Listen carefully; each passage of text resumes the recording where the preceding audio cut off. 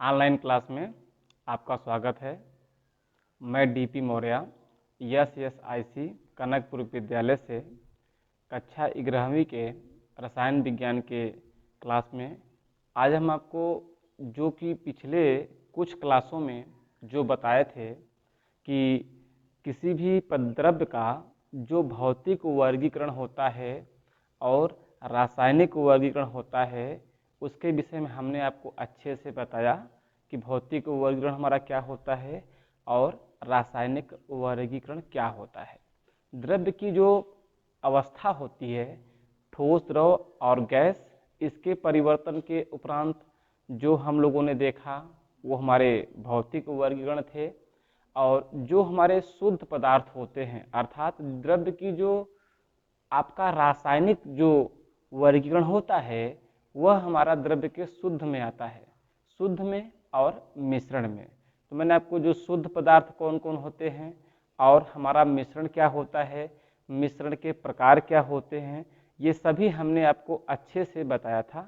आज बच्चों हम लोग यह जानना चाहेंगे किसी भी द्रव्य का जो गुण होता है और उसका हम मापन किस प्रकार से करते हैं। ठीक है, तो आइए हम लोग देखते हैं। आपकी जो क्लास का लास्ट में हमने बताया भी था कि जो भी हमारे मापक के तरीके होते हैं हम उसको सारे हेडिंग दिए थे, तो उसमें हम क्रम बाय क्रम आपको हम बताने का प्रयास करेंगे। तो देखिए बेटा, हमारा जो आज की जो क्लास का प्रथम जो लेक्चर है वो है द्रव्य के गुण और उसका मापन। ध्यान देना बेटा, द्रव्य के गुण धर्म तथा उसका मापन हम कैसे करते हैं।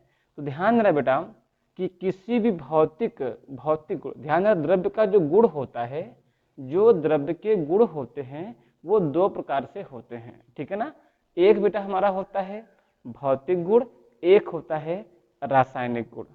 ठीक है ना, भौतिक गुण में क्या होता है कि वस्तुओं में किसी प्रकार का कोई परिवर्तन नहीं होता है। ध्यान से समझने की बात है ये, ठीक है ना।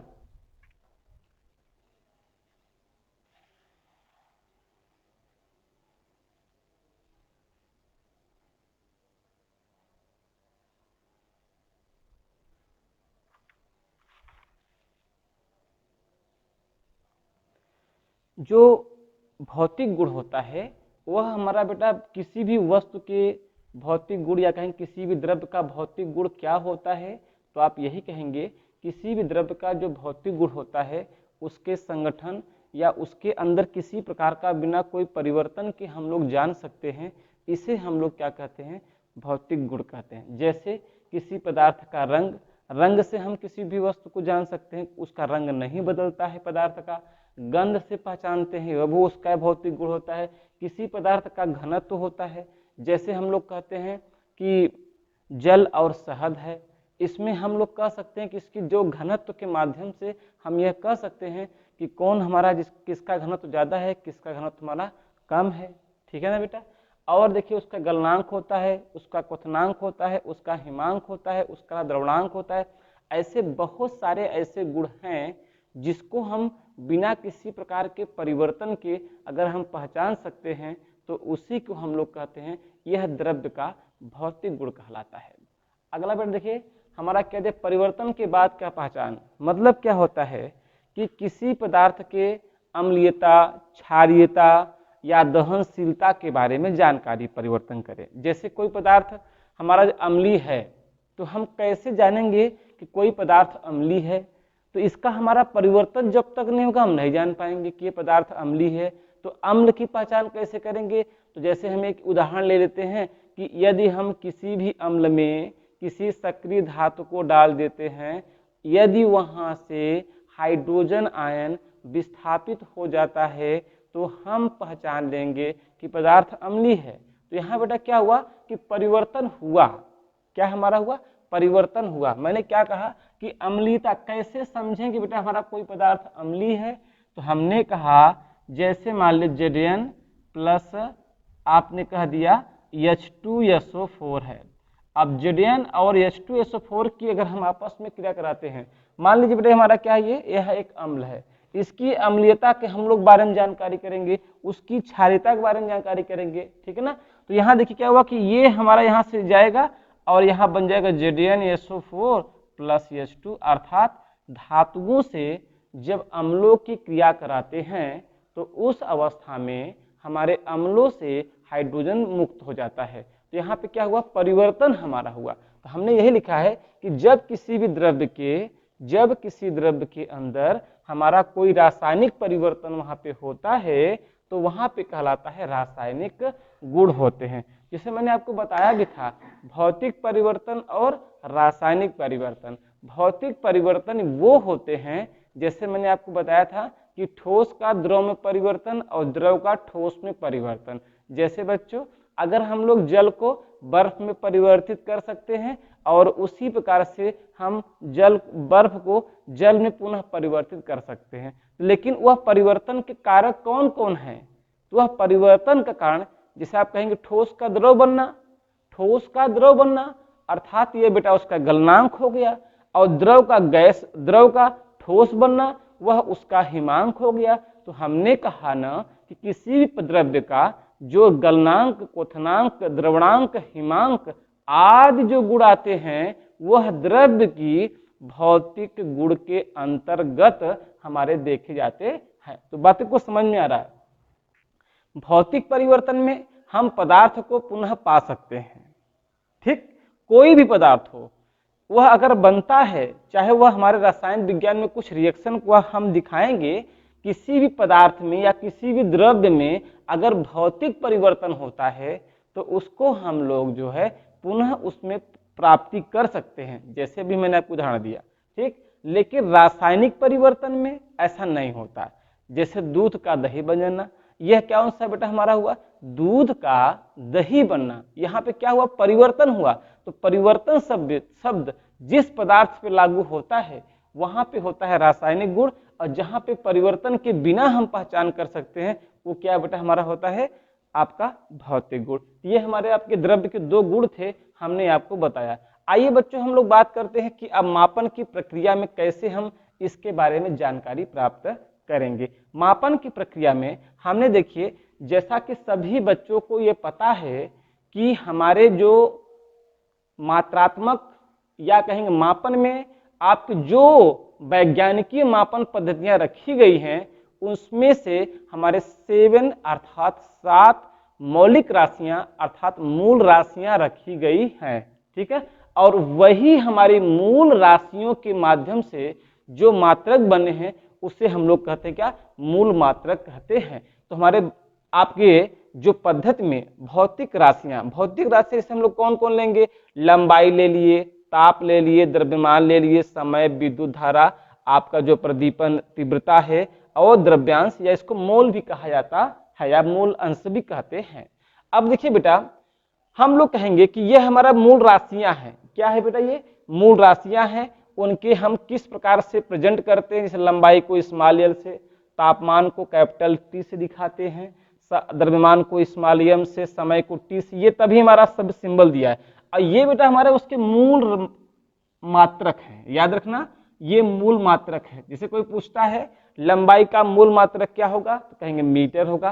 ताप का मूल मात्रक क्या होगा, तो हमारा कहेंगे केल्विन होगा। द्रव्यमान के लिए किलोग्राम। ऐसे सब का देखिए हमारा मूल मात्रक और मूल राशियां हमारी यहाँ पे दिए। आप इसको दिमाग में रखिएगा कि हमारे कुछ 7 मूल राशियां होती हैं, ठीक है ना।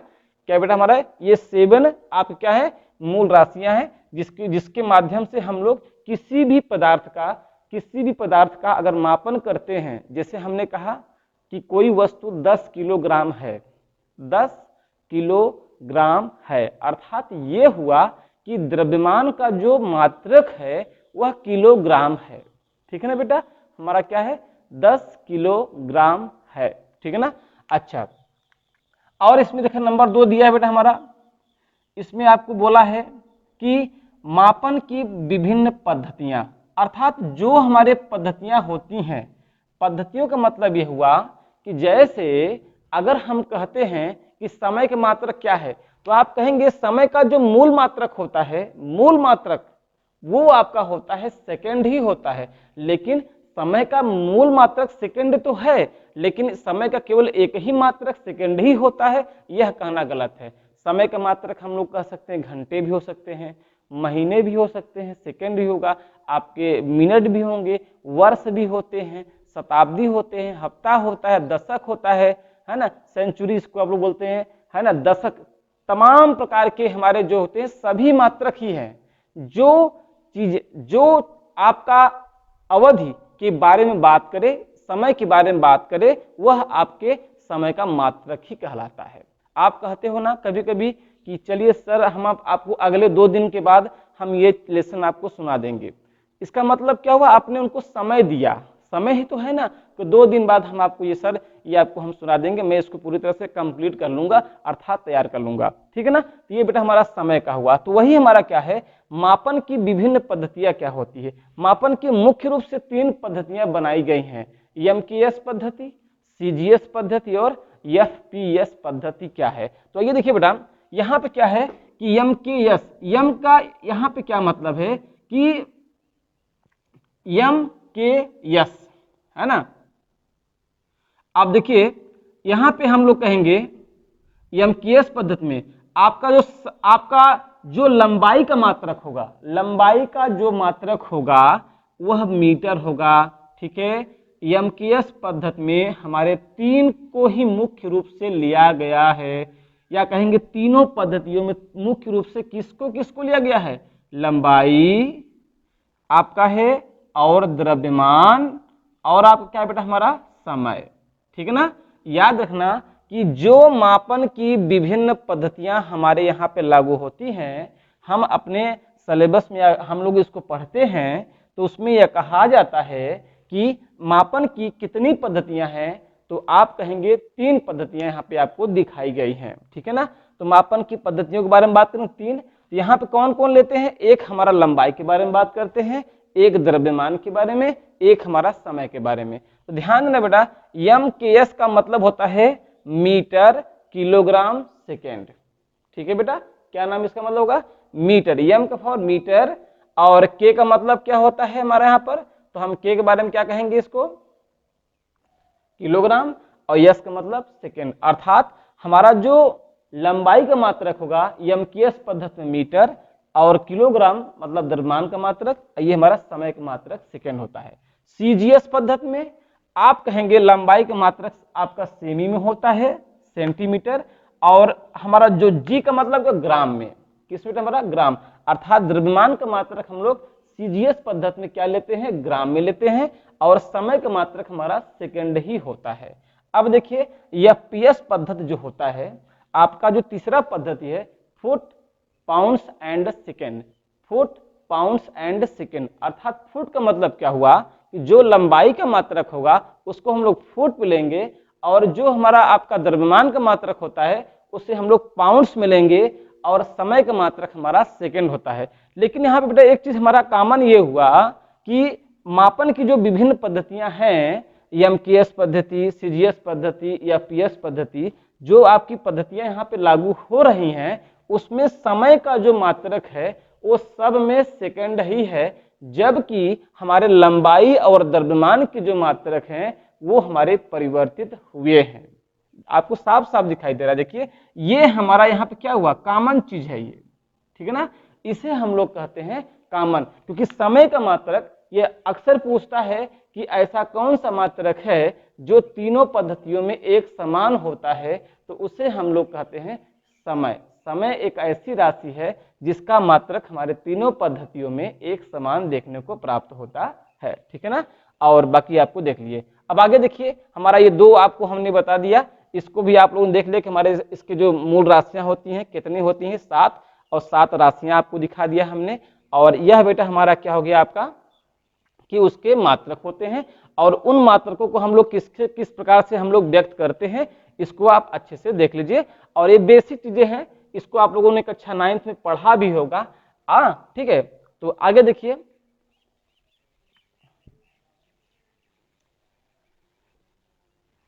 अच्छा बच्चों, कभी कभी यह एक चीज हमारे शब्द बच्चों के दिमाग में यह आता है कि हम किसी भी भौतिक राशि का, जिसे कहते नहीं कि भौतिक राशियां हमारी कितने प्रकार की होती हैं, ठीक है ना, तो लोग कहते भी हैं कि भौतिक राशियां कितने प्रकार की होती हैं, है ना। भौतिक राशियां, ये देखिए ये भौतिक राशियां हैं, है ना। तो मूल राशि हमारी यही है, लेकिन ये जो है इसमें राशियों में कहेंगे कि ये राशियां तो हैं, लेकिन राशियों में कौन कौन आते हैं, ये हमारे मूल भौतिक राशियां हैं। लेकिन अगर कहते हैं कि हमारे जो कुछ और होते हैं, जैसे हम लोग कहते हैं आपका जो होता है वेग, समय, त्वरण, चाल, द्रव्यमान, ये मूल राशियां, इसको मानते हैं लोग मूल राशि, जैसे हमारे होते हैं राशियां हैं, ये राशियां हैं, लेकिन ये हमारे मूल राशियां होती हैं। लेकिन इन्हीं राशियों में कहते हैं कितने प्रकार के होते हैं, यहाँ पे ये हमारे 2 प्रकार के होते हैं। ध्यान रखना कि ये जैसे वेग, समय, त्वरण, चाल, वेग जो भी हमारे दिए हैं, ये 2 प्रकार का। एक बेटा हमारा होता है सदिश, और एक होता है बेटा हमारा अदिश। इसको ध्यान देना है, ये बहुत ही महत्वपूर्ण है। अक्सर लोगों को हमारे इसमें कॉमन चीजें नहीं समझ में आती है, सदिश राशि क्या होती है और अदिश राशि क्या होती है। ध्यान से समझने की बात है बेटा कि सदिश राशियां और अदिश राशियां क्या होती हैं। तो आप ये कहेंगे कि सदिश राशियां हम उन्हें कहते हैं जिन राशियों में हमारा दिशा व परिमाण दोनों होता है, ऐसे भौतिक राशियों को सदिश राशि कहा जाता है। ठीक है ना बच्चों, ध्यान देना कि सदिश राशि अर्थात वेक्टर क्वांटिटीज हम उसको बोलते हैं कि जिन भौतिक राशियों का परिमाण व दिशा दोनों होता है, उसे हम लोग कहते हैं सदिश राशि। ठीक है ना, ओके। और जिन भौतिक राशियों का, नंबर 2 देखिए क्या दिया है, अदिश राशि अर्थात एक स्केलर क्वांटिटीज क्या होती हैं, तो हम लोग कहेंगे कि ऐसी भौतिक राशियां जिनमें परिमाण तो होता है परंतु दिशा नहीं होती। इसमें परिमाण होता है, परिमाण व दिशा, इसमें परिमाण व दिशा नहीं। ध्यान देना बेटा, दोनों में बहुत अंतर है कि एक ऐसी होती हैं जिसमें परिमाण व दिशा दोनों होता है, उसे हम लोग सदिश राशि कहते हैं। जबकि ऐसी भौतिक राशियां जिनमें परिमाण होता है परंतु दिशा नहीं होता। तो मतलब कि यहाँ पे आपको एक शब्द समझ में आया मुख्य रूप से कि सदिश और अदिश होने के लिए हमारा मुख्य जिम्मेदार कौन है, ये है कि दिशा है तो आप सदिश हो, अगर दिशा नहीं है तो आप क्या हो, अदिश हो। लेकिन बच्चों ये देखो कि जो परिमाण होता है, यह परिमाण चाहे भौतिक राशि, चाहे अदिश राशि हो, चाहे सदिश राशि हो, सभी जगहों पर परिमाण हमारा समान, मतलब परिमाण होना आवश्यक होता है। इससे यह बात हमारे सामने आती है कि किसी भी भौतिक राशि की हम बात करेंगे तो उसका परिमाण होता है। लेकिन बच्चों दिमाग में ये आता है कि परिमाण होता क्या चीज है। अक्सर बच्चे इसमें कंफ्यूजन खाते हैं कि परिमाण और परिणाम क्या होता है। परिणाम का मतलब बेटा होता है रिजल्ट, और आपका जो परिमाण होता है मैग्नीट्यूड, इसका अर्थ अलग होता है। ध्यान देना बेटा कि परिमाण बराबर होता है परिमाण, परिमाण अलग होता है परिमाण, और एक होता है परिणाम, ये दोनों अंतर है। यह हमारा जो है किसी भी एग्जाम का जैसे रिजल्ट आ गया तो आप क्या कहते हैं कि यह इसका हमारा परिमाण आया कि परिणाम आया, तो आप कहते हैं परिणाम आया, मतलब जो मैंने कार्य किया उसका क्या हमें प्राप्ति हुई वह हमारा क्या हुआ, परिणाम हुआ। लेकिन परिमाण क्या होता है ये देखते हैं हम लोग, कहते हैं मात्रक, मात्रक गुणते आंकिक मान,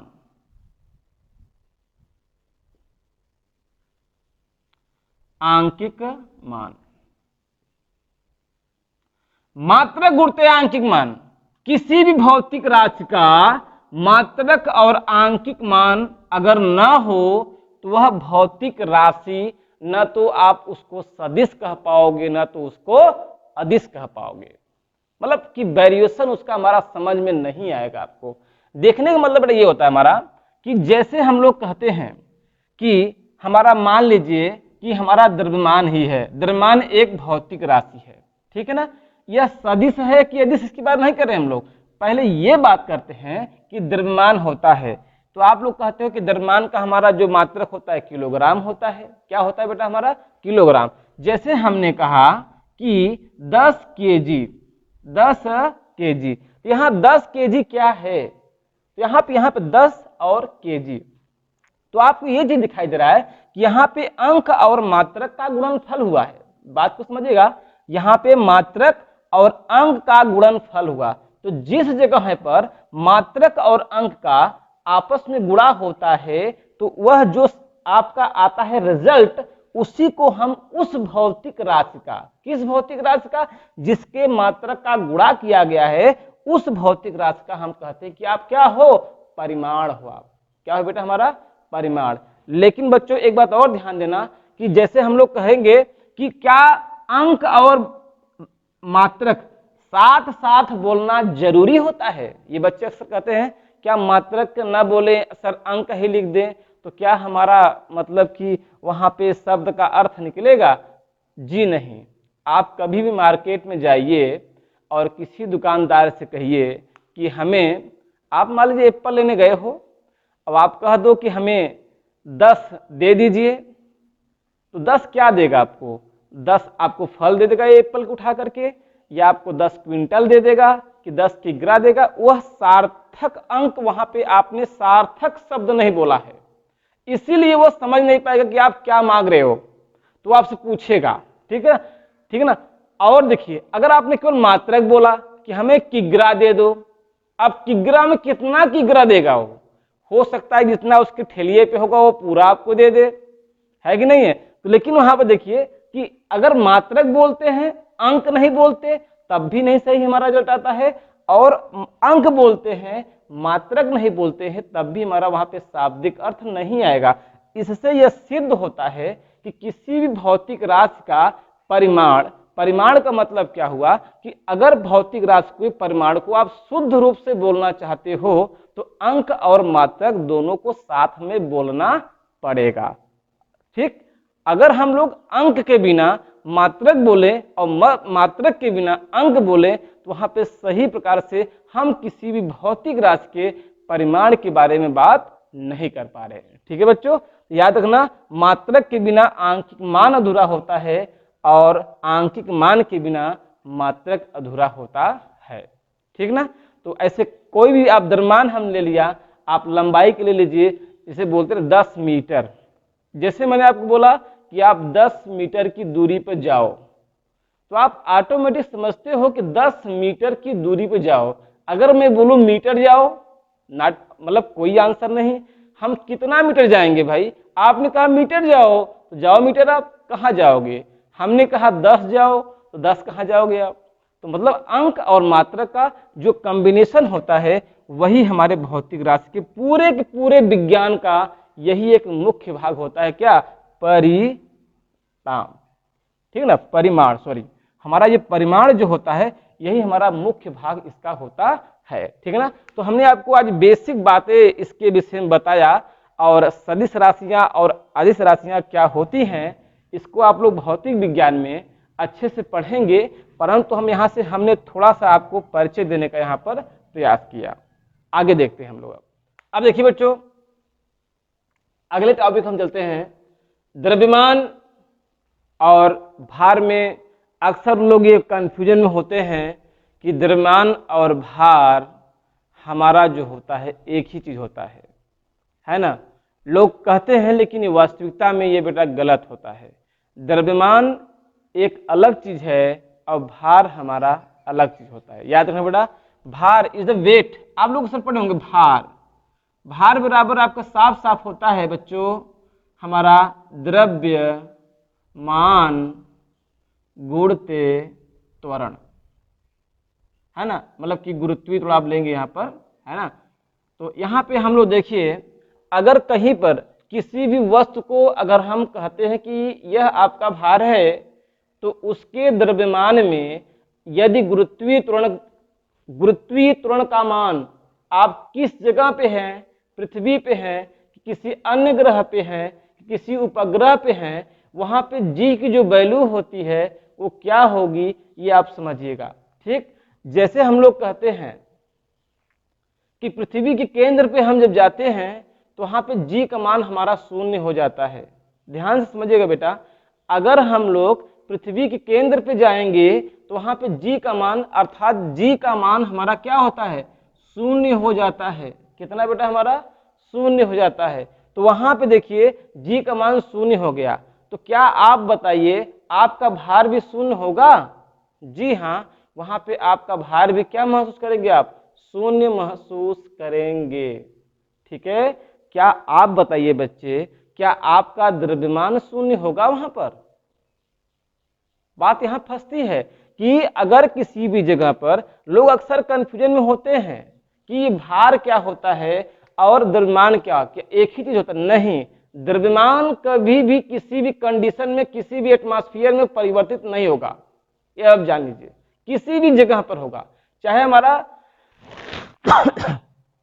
किसी भी आप पूरे यूनिवर्स में आप कहीं पर भी आप जाइए, हमारे द्रव्यमान में परिवर्तन नहीं होगा, लेकिन वस्तु के भार में परिवर्तन हो सकता है। मैंने आपको एग्जाम्पल दिया है कि नहीं बेटा, मैंने माना कि एक वस्तु का द्रव्यमान अगर मान लीजिए बेटा 10 किग्रा है और वह पृथ्वी पर स्थित है और पृथ्वी का त्वरण हमारा कितना है, 10 है, तो आपने कहा कि उसका जो है द्रव्यमान इतना दिया है ना यम, और उसका त्वरण का मान भी हमारा दिया इतना है ना, ये आप जानते हैं। ये मान लीजिए कि हमारा जी का मान इतना दिया है, तो कोई आपसे पूछेगा कि आपका भार कितना होगा, तो आप कहेंगे weight is equal to mass into gravity. तो मास कितना है, 10 है, ये कितना है, 10 है, 10 10 आपका पूरा मल्टीप्लाई करेंगे क्या हो जाएगा, 100। ये हम लोग इसका मात्रक क्या कहेंगे, तो हम कह सकते हैं किलोग्राम, है ना, केजी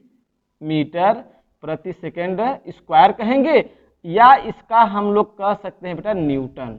क्या बोलेंगे, न्यूटन, क्योंकि आप जानते हैं कि यह एक प्रकार का बल भी होता है।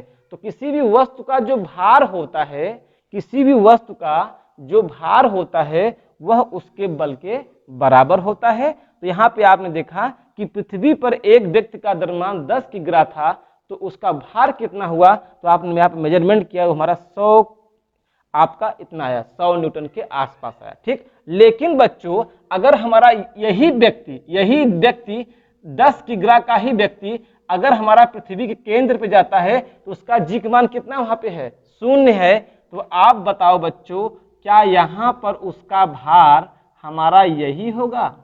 आप बताइएगा, समझने का प्रयास करिए। तो कितना हमारा आया, वेट इज शून्य, अर्थात वेट इज द परिवर्तन, मतलब कि जो भार किसी वस्तु का है यहाँ परिवर्तन हुआ। लेकिन देखिए आपने द्रव्यमान 10 किग्रा आपने पृथ्वी के केंद्र पर भी लिया था और 10 किग्रा आपने पृथ्वी के सतह पर भी लिया था। तो इससे यह सिद्ध होता है कि किसी भी वस्तु का जो भार होता है वह उस वस्तु के बल के बराबर होता है, जबकि हमारा द्रव्यमान किसी भी वस्तु का कभी भी परिवर्तित नहीं होता। हमें उम्मीद है कि यह आपको समझ में आ गया होगा। जैसे हम अगला एक मापन लेते हैं, तापमान। किसी भी वस्तु का जो तापमान होता है उसको 3 कैटेगरी में बांटा गया है। मेरी बात को समझिएगा, किसी भी वस्तु का जो तापमान होता है उसको तापमान को मापने के लिए हमारे 3 प्रकार के यहाँ पे मात्रक दिए गए हैं।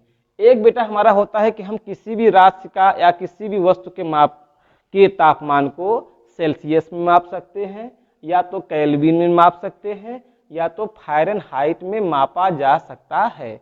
आपके यहाँ जो छोटे पैमाने पर, जैसे कि हम लोग कहते हैं कि जो आपके बुखार को मापने के लिए आप देखते हैं कि हमारे 2 प्रकार के वहाँ पे थर्मामीटर लगे होते हैं। एक तो बेटा हमारा होता है सेल्सियस में, एक होता है फ़ारेनहाइट में, ठीक है ना। तो जैसे लोग कहते हैं सामान्य टेम्परेचर, लोग मानते हैं ना 98 के या 96 टू 98 जो है किसी व्यक्ति का जो टेम्परेचर लेते हैं फ़ारेनहाइट में लेते हैं, कि मतलब कि जो थर्मामीटर से कि सामान्य तापमान किसी बॉडी का इतना होना चाहिए, जबकि यही अगर हम सेल्सियस में लेते हैं यही हमारा कहते हैं कि 35 से एबव तो 36 अगर सेल्सियस में अगर किसी भी व्यक्ति का अगर शरीर का तापमान है तो वह बुखार युक्त नहीं है, ठीक है ना। तो ये हमारा क्या हुआ इसका। लेकिन जो केल्विन होता है बेटा, केल्विन को यह एक ऐसा मापन होता है जो बड़े उद्योगों में काम करता है। जैसे हम लोग किसी भट्ठी का माप लेते हैं या सूर्य का माप लेते हैं, तो जो बड़े पैमाने के लिए अगर हम मापन का उपयोग करना चाहते हैं तो उस अवस्था में हम केल्विन में ही उसको मापा जाता है। थोड़ा सा हम एक बात और बताना चाहेंगे कि अगर किसी भी फ़ारेनहाइट को अगर आपको मान लीजिए कोई मात्रक आपको सेल्सियस में दिया है, क्या दिया बेटा, सेल्सियस में दिया है, उसे आप फ़ारेनहाइट में निकालना चाहते हैं तो यहाँ पे सेल्सियस का मान रख दीजिए और वहीं पे हल कर देंगे तो जो उत्तर आएगा वही हमारा होगा। जिससे मैं एक एग्जाम्पल दे देता हूँ। मान लीजिए बेटा कि हमारा 10 सेल्सियस तापमान है, इसको कोई पूछता है कि 10 सेल्सियस को फ़ारेनहाइट में बदलिए, तो आप कुछ मत करिए, 9/5 गुणते 10 + 32, ये कट गया, 5 दूना 10, 9 दूना 18, कितना हुआ 18, 18 और 32 बेटा हमारा कितना हुआ, ये 50 फ़ारेनहाइट हो गया, ठीक। और उसी प्रकार से अगर कोई तापमान आपको सेल्सियस में दिया है, हमें केल्विन में चाहिए, तो 273.515 जोड़ दीजिए, वो हमारा किस में आ जाएगा, केल्विन में आ जाएगा, ठीक। तो आज मैं आपको इस क्लास के बारे में, इस क्लास में जो भी बताया इसको आप लोग क्लियर होकर पढ़ाई करिए और जो भी समस्या होगी हम आपको अगली क्लास में मिलेंगे। और पूरे वीडियो को देखने का प्रयास किया करिए। जो चीज़ें ना समझ में आए या कहीं हमारे पढ़ाने में त्रुटियां होती हैं तो आप उसको कमेंट बॉक्स में उसको बोलिए, ठीक। धन्यवाद।